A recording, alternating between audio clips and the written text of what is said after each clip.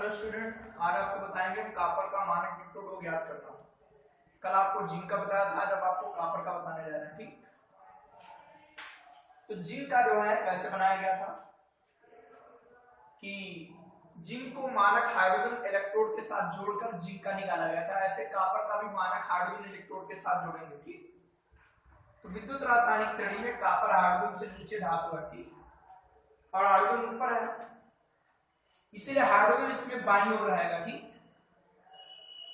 जो मानक hydrogen electrode है वो बाईं ओर रहेगा, जो ऊपर स्थित धातु होगी वो हमेशा बाईं ओर रहेगी, उसका एनोड बनेगा और इसका कैथोड बनेगा। ठीक, ये कॉपर का, तो इसमें जानते हो हाइड्रोजन वाले में क्या होता है, उस वाले में हाइड्रोजन मानक हाइड्रोजन इलेक्ट्रोड वो आपकी किधर की ओर था, दाईं ओर था। ठीक, इसमें बाईं ओर है।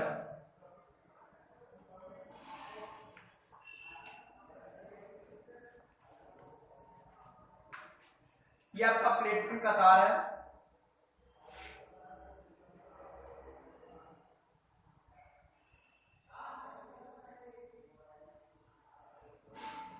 इसमें प्लेटफॉर्म ब्लेड का लेप है।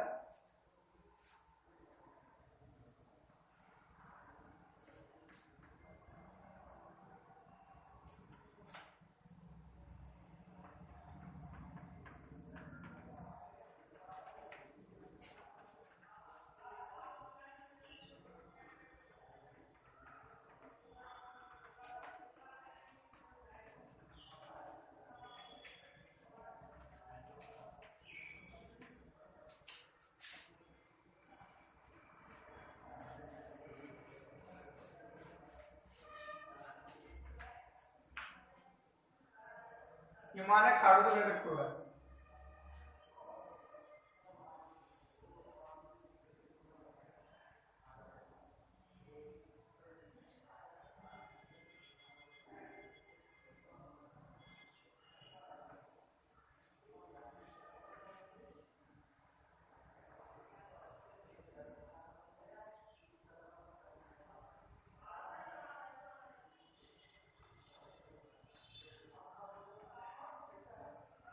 ये लवण सेतु है, या लवण ब्रिज जिसे कहते हैं।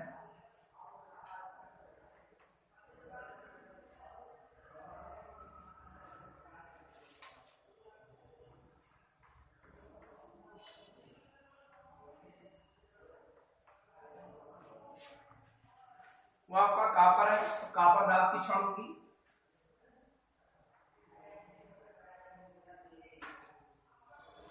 इसको जोड़ देंगे वोल्टमीटर की सहायता से। ठीक,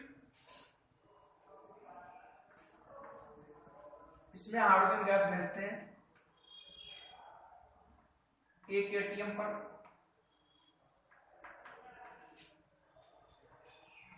ये प्लेटिनम का तार है,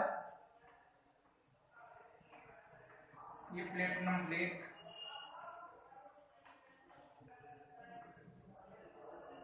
ये 1 मोलर सांद्रता का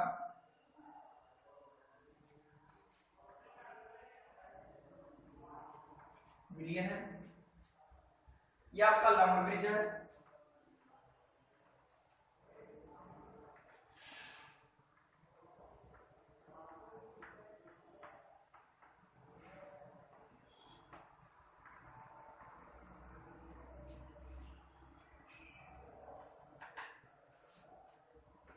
ये कॉपर सल्फेट का विलयन है।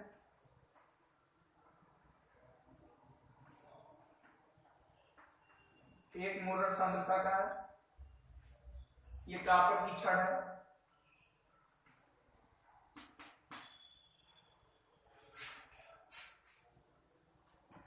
पास को सुना है कि नहीं? तो यहां पर ये बन जाएगा एनोड और ये आपका होगा कैथोड। ठीक,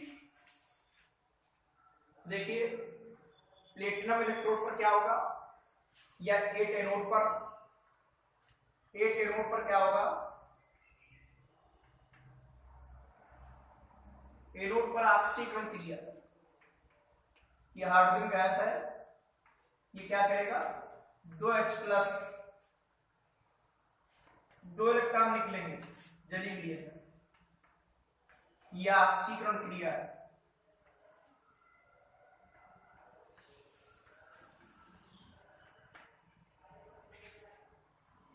कैथोड पर क्या होगा?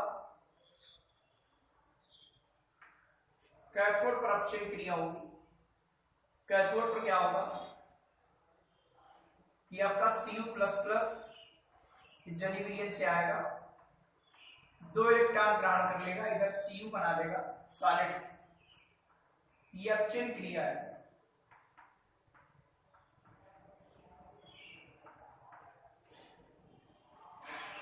ये 8 होने पर ऑक्सीकरण क्रिया कैथोड पर, या ले सकते हो प्लेटिनम इलेक्ट्रोड पर, और ये कॉपर इलेक्ट्रोड पर।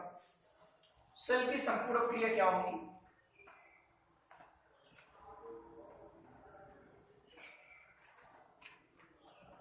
सेल की संपूर्ण क्रिया इस प्रकार है,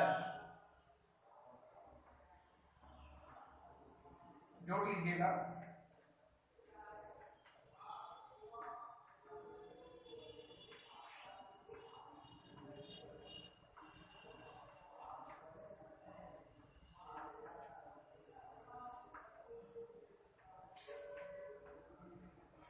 ये सेल की संपूर्ण क्रिया होगी, ठीक।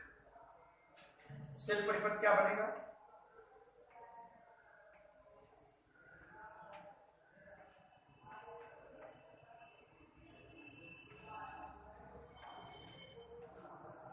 सेल का सेल परिपथ इस प्रकार है। देखो क्या बनेगा?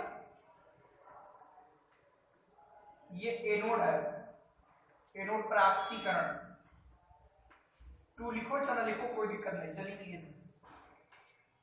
सेकंड नंबर, ये आपका फर्स्ट अर्थ सेल हो गया। अब सेकंड अर्थ सेल क्या हुआ भाई? इस पर ऑक्सीकरण हुआ, इस पर अपचयन Cu++, और ये होगा आपका Cu, ये जली विलयन से आएगा और ये सॉलिड बनेगा। ये हो गया कैथोड, ये हो गया एनोड, ये हो गया क्या? कैथोड। ये पूरा आपका सेल परिपथ हो गया, ठीक। ये एक अर्ध सेल है, दूसरा अर्ध सेल, इस पर ऑक्सीकरण हो रहा है, इस पर क्या हो रहा है? अपचयन, ठीक। अब सेल विभव निकालेंगे, इसमें सेल विभव ई सेल बराबर, यह आपको क्लियर हो गया होगा कि एनोड पर ऑक्सीकरण क्रिया, कैथोड पर अपचयन क्रिया, दोनों क्रिया जोड़ दी आ गई और इसी सेल परिपथ बना लिया। इसका ऑक्सीकरण हो रहा है, इसका क्या हो रहा है? अपचयन, उसी से बना लिया, ठीक। अब सेल विभव क्या पढ़ा? मानक वाला, मानक लिखिए E0 कैथोड और माइनस क्या आएगा? E0 anode. ये चलता जानते हो अपचयन इलेक्ट्रोड के लिए, अपचयन इलेक्ट्रोड के लिए। तो सेल का विभव कितना आएगा? 0.34 वोल्ट इस सेल का विभव है। यहां कैथोड कौन है? कैथोड आपको यहां देखना, कैथोड आपका कॉपर है, तो इसका मानक अपचयन लिखा जाएगा, तो अपचयन के लिए लिखेंगे। और यहां पर एनोड कौन है? ये, और हाइड्रोजन का कितना मानक माना जाता? 0। तो आप जब निकालोगे E0 Cu++ और Cu बराबर आएगा प्लस में, ठीक। इसलिए विद्युत रासायनिक श्रेणी में जो हाइड्रोजन से नीचे धातु में है या कम क्रियाशील धातु में है, उनके मानक हाइड्रोजन मानक अपचयन विभव ऋणात्मक है, ठीक, सॉरी धनात्मक है।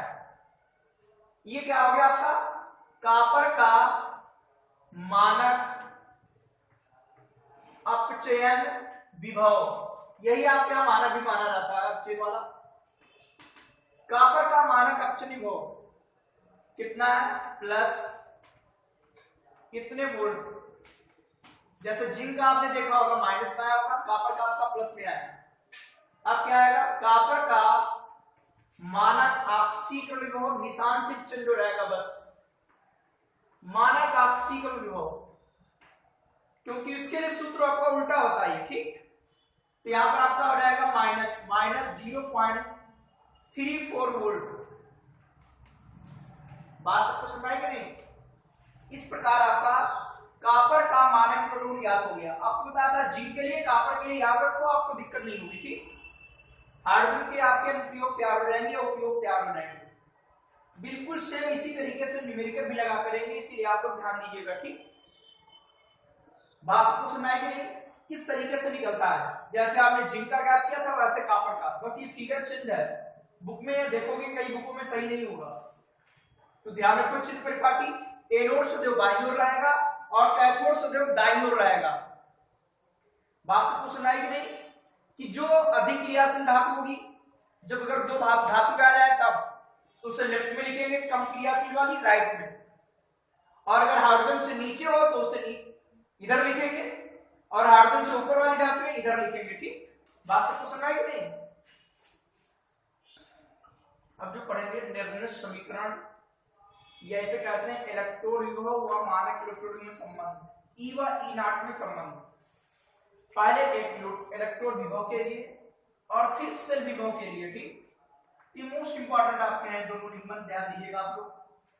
दोनों सूत्र आएंगे मोस्ट इंपॉर्टेंट होंगे, उन पर सब न्यूमेरिकल होंगे आपके।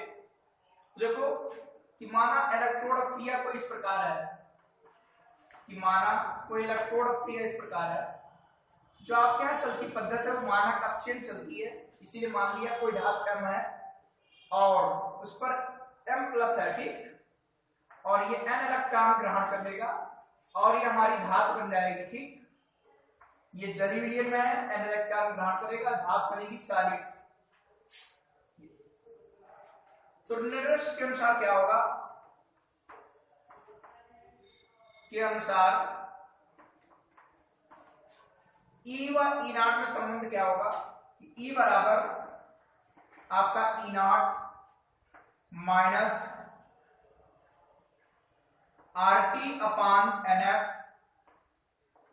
और लॉग बेस ई, यहां का active mass of M solid और एक्टिव मास ऑफ एम पर एन प्लस, ये एक जली विलियन है। ये संबंध उन्होंने स्थापित किया निर्णय ने। ठीक, निर्णय के अनुसार ई सेल सॉरी ई और ई नॉट सेल में, ये क्या है, इसी इलेक्ट्रोड का अपचयन विभव, और ये मानक है।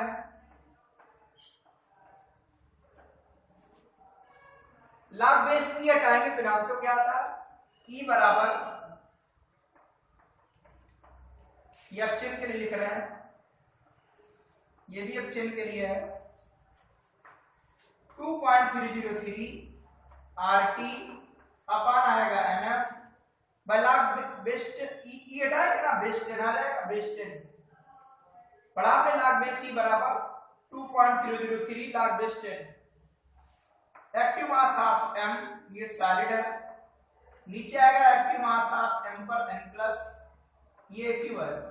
ठीक, इसे जो है, इसे इलेक्ट्रोड अपक्रिया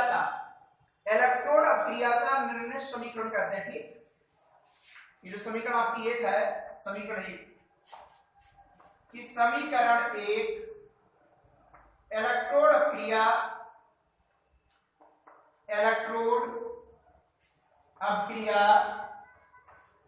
का निर्णय समीकरण है।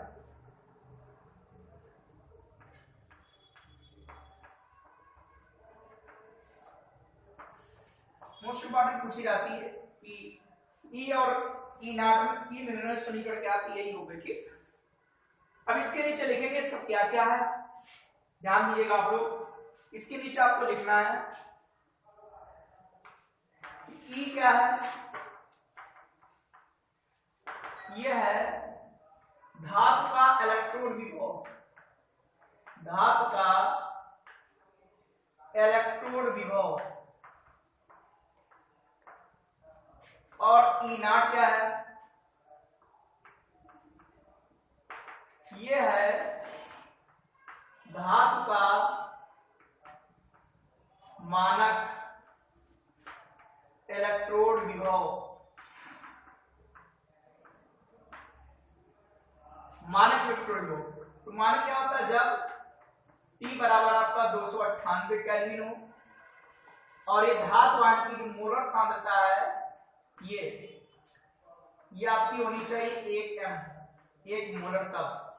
ठीक, बात सबको सुना है कि नहीं? ऐसी कंडीशन होती है 298 केल्विन। तो ये धातु का मानक इलेक्ट्रोड ग्रुप कहलाता है। या ऐसे छोड़ दीजिए इतने बस कि धातु का मानक इलेक्ट्रोड ग्रुप, इसे ना लिखो। टी क्या है? टी आपका परम ताप है। एन क्या है? एन। आर लिख लीजिए, आर क्या है? गैस स्थिरांक है, इसका मान 8.314 जूल कैलोरी मोल इनवर्स होता है। ठीक, जूल में लिखेंगे क्योंकि ये वोल्ट में आएगा, वोल्ट में, इसीलिए जूल में होना चाहिए। ठीक, और एम क्या है? इलेक्ट्रोड क्रिया में भाग लेने वाले या स्थानांतरित इलेक्ट्रॉनों की संख्या। इलेक्ट्रोड क्रिया में, इलेक्ट्रोड क्रिया में स्थानांतरित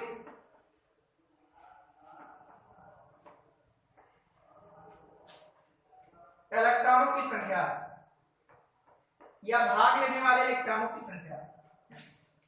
और एफ क्या है? फैराडे नियतांक। एफ क्या है? फैराडे नियतांक 96,500 कूलाम। ठीक है, फैराडे नियतांक है, कूलाम प्रति मोल।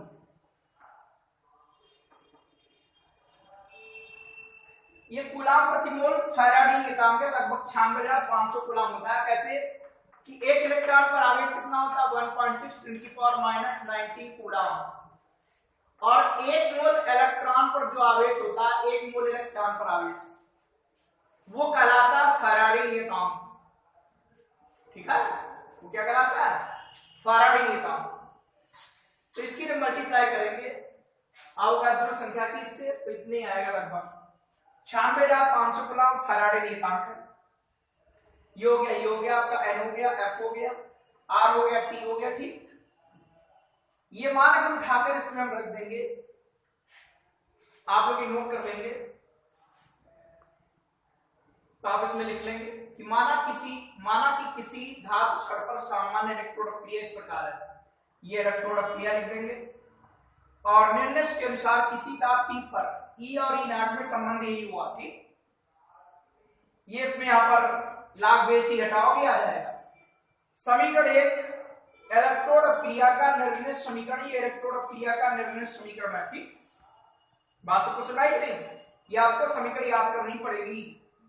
आपके लिए नहीं लिखते हो तो ये तो लिखना ही पड़ेगा आपको, चाहो तो ये लिख सकते हो। ठीक, ये जहां सब क्या क्या है, जहां आपका क्या क्या दिया है वो सब आप नोट कर लेंगे कि जहां ये वाला क्या, ई क्या है, E0 क्या है, T क्या है, R क्या है, M क्या है, F क्या है। ठीक, ये सब आप नोट कर लेंगे इसके नीचे। बाद में इसके नीचे फिर लिखेंगे, देखिए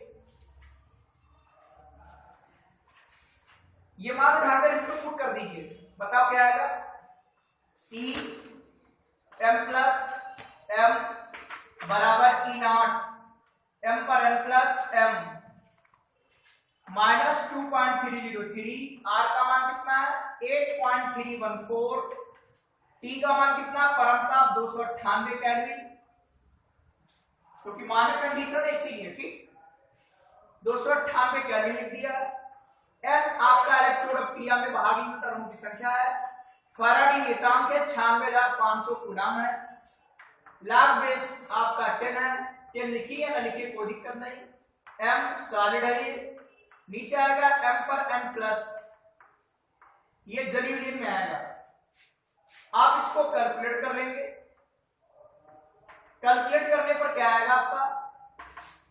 कैलकुलेट करने पर 0.0591 करके देख लेना आपकी, और अपान बचेगा n, log बेस 10, ये आएगा आपका m सॉलिड, और ये आएगा m पर n प्लस।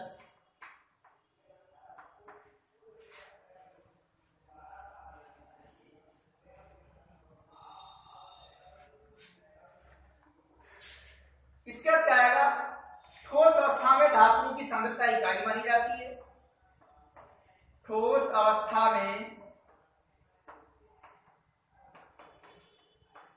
धातुओं की सांद्रता इकाई मानी जाती है।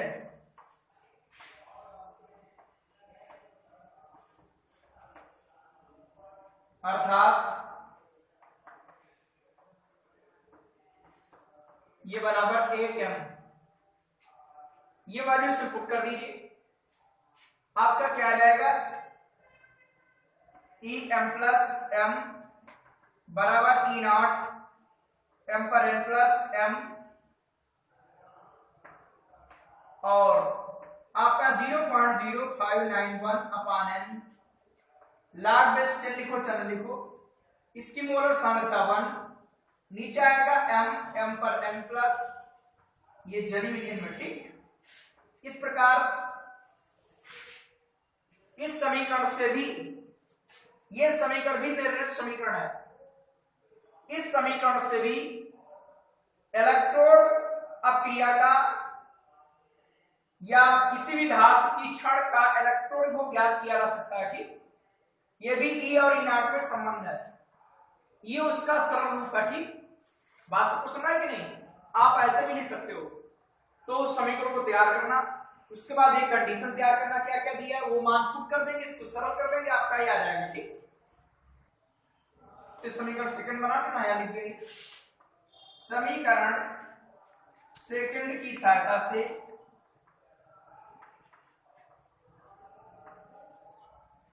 इलेक्ट्रोड के विभव की गणना की जा सकती है, इलेक्ट्रोड के विभव की गणना की जा सकती है। बात सबको क्लियर हुई कि E और E नॉट में क्या संबंध है, वो आपको संबंध बताया था, उसके बाद बताया कि क्या क्या सब दिया है, ये वैल्यू पुट कर दी, उसके बाद आपकी समीकरण बन गई, ठीक।